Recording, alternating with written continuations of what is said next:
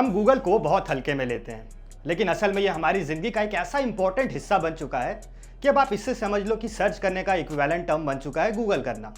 मतलब हमें कुछ भी जानना होता है, हम बिना सोचे समझे बस गूगल कर लेते हैं और सेकंड्स में हमें सबका जवाब भी मिल जाता है। कितनी दूर है, कहाँ जाना है, कौन सा कैफ़े, कौन सी गाड़ी, पालक के फ़ायदे बताएं, मोटापा कैसे कम करें, जुपिटर कितना बड़ा है, मार्स कितनी दूर है, चांद पे क्या हो रहा है, वगैरह वगैरह। मतलब जीरा से लेके जंबो जेट तक हमें कुछ भी जानना होता है, हम सीधा फ़ोन उठाकर गूगल कर लेते हैं। अब आप इससे सोचिए कि हर दिन दुनिया भर में लगभग 8.5 बिलियन सर्चेज होती हैं और गूगल का एडवांस एल्गोरिदम हमें जो रिजल्ट्स दिखाता है वो इतने एक्यूरेट और फास्ट होते हैं कि हम इसके पीछे की कॉम्प्लेक्सिटी को महसूस भी नहीं करते। इसका पावरफुल पेज रैंक एल्गोरिदम दुनिया के ट्रिलियंस ऑफ वेब पेजेस को रैंक करता है और रैंक ब्रेन जैसे एआई सिस्टम्स नए क्वेरीज को समझने और प्रोसेस करने में गूगल की हेल्प करते हैं। बिना किसी एफर्ट के हर सर्च में सबसे रेलिवेंट इंफॉर्मेशन दिखाने का काम गूगल सीमलेसली कर लेता है। अब गूगल के बिना हमारे डेली के सिंपल टास्क भी बहुत मुश्किल हो जाते हैं, या फिर गूगल की जगह हमें कोई और सर्च इंजन यूज़ करना होता। अब दिन भर मोबाइल यूज़ करने वाले हम लोगों की ज़िंदगी में गूगल ऐसा इंटीग्रेट हो गया है कि हम गूगल को फॉर ग्रांटेड ले लेते हैं। हम डेली बेसिस पे YouTube, maps, Gmail, cloud, docs, sheets जैसे गूगल के हज़ारों टूल्स यूज़ करते हैं। इसके बावजूद हम कभी ये नहीं सोचते कि इस पूरे प्रोसेस के पीछे कितना कॉम्प्लेक्स इंफ्रास्ट्रक्चर और कटिंग एज टेक्नोलॉजी काम करती है। दरअसल गूगल सिर्फ एक सर्च इंजन नहीं है, बल्कि एक ऐसी टेक्नोलॉजिकल पावर हाउस है जो कि पूरे दुनिया का इंफॉर्मेशन फ्लो कंट्रोल कर रहा है। अब ये तो बिल्कुल सच है कि अगर इंटरनेट पर गूगल नहीं होता तो सब कुछ अलग होता। शायद गूगल के फाउंडर्स लैरी पेज और सर्गेई ब्रिन जैसे मैथमेटिकल और प्रोग्रामिंग जीनियसेस के बिना कोई और कंपनी उस टाइम में ऐसा सर्च इंजन नहीं बनाती जो गूगल से भी ज़्यादा स्मार्ट होता। और अगर ऐसा सर्च इंजन नहीं होता तो आप सोच सकते हैं कि आपके इंटरनेट यूज़ करने का एक्सपीरियंस कैसा होता। अब हो सकता है कि इंटरनेट की दुनिया में नेविगेट करना बहुत ही मुश्किल होता, जिसमें ऐसी बहुत सी चीज़ें होती जो सिर्फ उन लोगों के लिए एक्सेसिबल होती जिनके पास एडवांस रिसर्च स्किल होती, और आम लोग शायद याहू जैसे साइट्स पर डिपेंडेंट होते जो कि काफ़ी स्लो और लिमिटेड थे। So let's dive into this amazing journey of Google and will explain कि अगर एक्चुअली में गूगल नहीं होता तो क्या होता।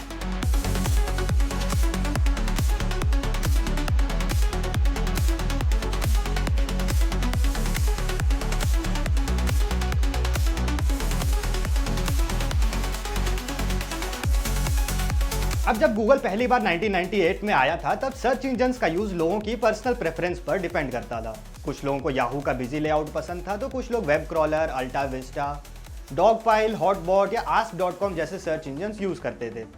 अब आज के ज़माने में गूगल को कौन नहीं जानता है, लेकिन जब सर्च इंजन्स का लॉन्च हुआ था तब गूगल बस एक गलती से लिखा गया मैथमेटिकल टर्म गोगोल था, जो कि 10 टू द पावर ऑफ 100 को रिप्रेजेंट करता है, या फिर एक ऐसा नंबर जो इमेजिनेशन से भी परे है। 1996 में गूगल को पहली बार लॉन्च किया गया, तब इसका नाम बैकरब था, क्योंकि ये सिस्टम बैकलिंक्स चेक करता था ताकि वेबसाइट की इंपॉर्टेंस को समझकर उसे रैंक डिसाइड कर सके। अब प्रेजेंटली हर दिन गूगल पर लगभग 8.5 बिलियन सर्चेज होती हैं, मतलब हर सेकंड में 99,000 searches. Global search engine market में गूगल का शेयर लगभग 92% है, जबकि बिंग का सिर्फ 3% और याहू का सिर्फ 1.5%।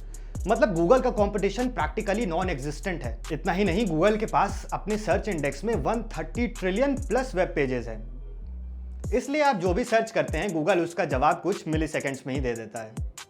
पैसों की बात करें तो गूगल भैया का एनुअल रेवेन्यू लगभग $280 बिलियन है, जिसमें से 80% इनकम सिर्फ एड्स से आती है।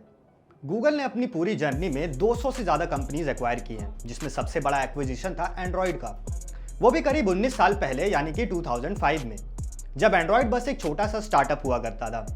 एंड आज की डेट में एंड्रॉयड दुनिया का सबसे बड़ा मोबाइल ऑपरेटिंग सिस्टम है, जिसका मार्केट शेयर अराउंड 70% है। इसके बाद 2006 में आया एक और बहुत ही बड़ा एक्विजिशन, जो था YouTube. When YouTube was around 2 years old, उस टाइम गूगल ने $1.65 बिलियन में यूट्यूब को एक्वायर किया था। आज यूट्यूब क्या है पूरी दुनिया जानती है। गूगल ट्रांसलेट हर दिन 100 बिलियन वर्ड से ज़्यादा ट्रांसलेट करता है। 100+ लैंग्वेजेस का सपोर्ट है, जिसमें से 24 लैंग्वेजेस दुनिया की पॉपुलेशन का पूरा 80% कवर कर लेती हैं। अब गूगल दुनिया की सबसे ज़्यादा विजिटेड वेबसाइट है। हर महीने करीब 90 बिलियन लोग गूगल को विजिट करते हैं। और सेकंड मोस्ट पॉपुलर वेबसाइट है यूट्यूब, जो कि गूगल का ही है। गूगल के पास लगभग 2 लाख प्लस एम्प्लॉयज़ हैं जो दुनिया भर में काम करते हैं और इनको गूगलर्स कहते हैं। गूगल का कैंपस गूगल प्लेक्स दुनिया के सबसे अट्रैक्टिव वर्क प्लेसेस में से एक है। गूगल का एआई बेस्ड सिस्टम यानी कि रैंक ब्रेन जो हर दिन गूगल के 15% नए सर्चेस को प्रोसेस करता है, जो पहले कभी ही नहीं देखे गए। गूगल दुनिया की पहली कंपनी थी जो 100% रिन्यूएबल एनर्जी से अपने ऑपरेशंस को चला रही है और उनका एम है कि 2030 तक वो बिल्कुल ही कार्बन फ्री हो जाएंगे। लेकिन क्या सारी कंट्रीज गूगल यूज करती हैं? वेल, इसका सिंपल सा आंसर है नो। चाइना में गूगल ब्लॉक्ड है और लोग बायडू या सागो का इस्तेमाल करते हैं। रशिया में गूगल पॉपुलर है लेकिन यांडेक्स ज़्यादा डोमिनेंट है क्योंकि वो रशिया का खुद का सर्च इंजन है। वहीं साउथ कोरिया में गूगल के साथ साथ लोकल प्लेटफॉर्म जैसे नेवर और डॉम भी यूज़ किए जाते हैं। वहीं यूरोपियन यूनियन में प्राइवेसी लॉज की वजह से लोग कभी कभी गूगल के बजाय डक डक गो जैसे अल्टरनेटिव्स को प्रेफर करते हैं, क्योंकि डक डक गो में प्राइवेसी ऑप्शंस ज़्यादा हैं और ये आपकी कोई हिस्ट्री या यूजर्स को सेव नहीं करता है। और अगर डेटा सिक्योरिटी की बात की जाए तो चाइना और रशिया में डेटा सिक्योरिटी पर सरकार का बहुत ही ज़बरदस्त कंट्रोल होता है। सर्वेलेंस और डेटा लोकलाइजेशन भी बहुत ज़्यादा स्ट्रिक्ट है वहाँ पे। चाइना का साइबर सिक्योरिटी लॉ, रशिया का यारो वाया लॉ के तहत सरकार को कंपनीज के डेटा तक सीधा एक्सेस मिलता है। वहीं यूएसए में कॉर्पोरेट कंट्रोल ज़्यादा है, जैसे गूगल और फेसबुक का डेटा पर बहुत ही ज़बरदस्त कंट्रोल है, लेकिन कॉम्प्रिहेंसिव प्राइवेसी लॉज नहीं है। बस कुछ स्टेट लेवल और सेक्टर स्पेसिफिक लॉज हैं यूएस में। इंडिया में भी डेटा सिक्योरिटी अभी डेवलपिंग स्टेज में है। नया डिजिटल पर्सनल डेटा प्रोटेक्शन यानी कि डीपीडीपी एक्ट जो कि 2023 में लाया गया था, वो प्राइवेसी को इन्हेंस करता है, लेकिन अभी भी इन्फोर्समेंट वीक है और सरकार इस पर और भी ज़्यादा ध्यान दे रही है। गूगल का कोई कंपटीशन ही नहीं है क्योंकि इसका ब्रांड रिकॉग्निशन, एडवांस टेक्नोलॉजी और बड़ा यूजर बेस इसे एक मजबूत इकोसिस्टम बनाता है।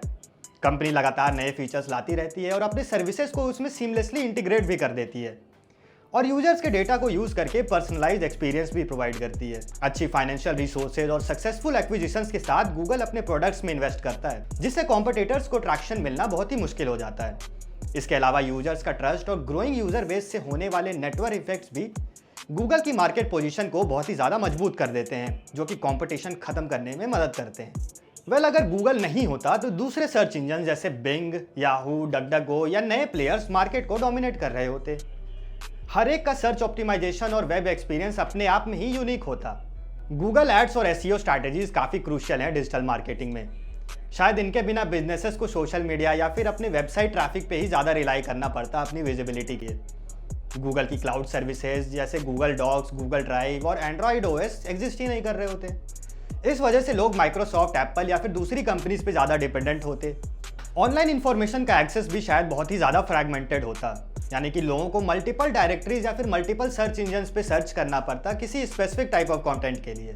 गूगल एआई और डेटा एनालिटिक्स में काफ़ी बड़ा रोल प्ले करता है। अगर गूगल नहीं होता तो एआई और मशीन लर्निंग जैसी टेक्नोलॉजी शायद स्लो डेवलप होती या दूसरी कंपनीज इसमें आगे होती।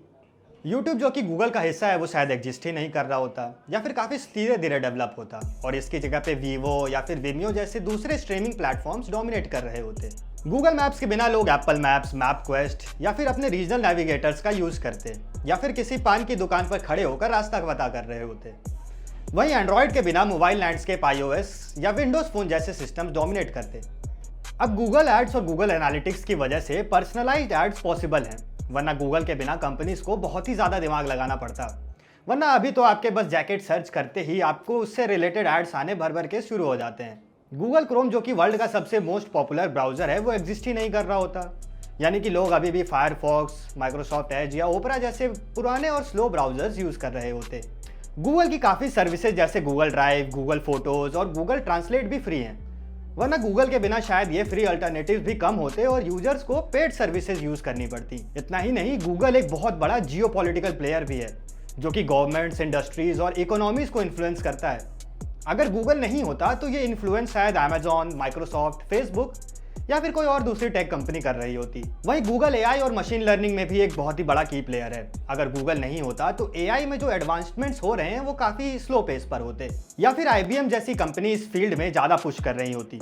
लेकिन पूरी दुनिया में टेक स्टॉर्म लाने वाला इंडिया क्या कभी गूगल का अल्टरनेटिव बना पाएगा? वेल, इंडिया ने गूगल का अल्टरनेटिव बनाने की कोशिश जरूर की है, लेकिन अब तक कोई भी सर्च इंजन गूगल के लेवल को टक्कर नहीं दे पाया है। अब कुछ इंडियन सर्च इंजन की बात करते हैं तो उसमें एक पहला नाम है क्यूमामू। ये एक नया इंडियन सर्च इंजन है जो कि यूजर फ्रेंडली एक्सपीरियंस और लोकल सर्च रिजल्ट्स पर प्रोवाइड करता है। इसके अलावा 13 टैब्स है। ये एक और सर्च इंजन है जिसमें built in video player, music player और न्यूज अपडेट्स जैसे फीचर्स दिए गए हैं। इसके अलावा 2006 में इंडिया का सबसे पहला सर्च इंजन लॉन्च हुआ था जिसका नाम था guruji.com। यह इंडियन कंटेंट पे फोकस करता था, लेकिन कॉपीराइट इश्यूज और कंपटीशन की वजह से ये बंद हो गया। अब भारत में टेक टैलेंट और रिसोर्सेज की कमी तो है नहीं, लेकिन गूगल के एल्गोरिदम्स और इंफ्रास्ट्रक्चर को मैच करना बहुत ही ज़्यादा चैलेंजिंग है। लेकिन फ्यूचर में अगर इंडिया का फोकस एआई, मशीन लर्निंग और लोकल डेटा ऑप्टिमाइजेशन पर हो तो एक दिन ज़रूर गूगल का एक स्ट्रॉन्ग अल्टरनेटिव बनाने का पोटेंशियल है। अब डिजिटल सोवरेनिटी और लोकल इनोवेशंस को पुश करने के लिए इंडिया ने काफ़ी इनिशिएटिव्स लिए हैं जो अगले कुछ सालों में एक बहुत बड़ा टेक स्टॉर्म जरूर ला सकते हैं।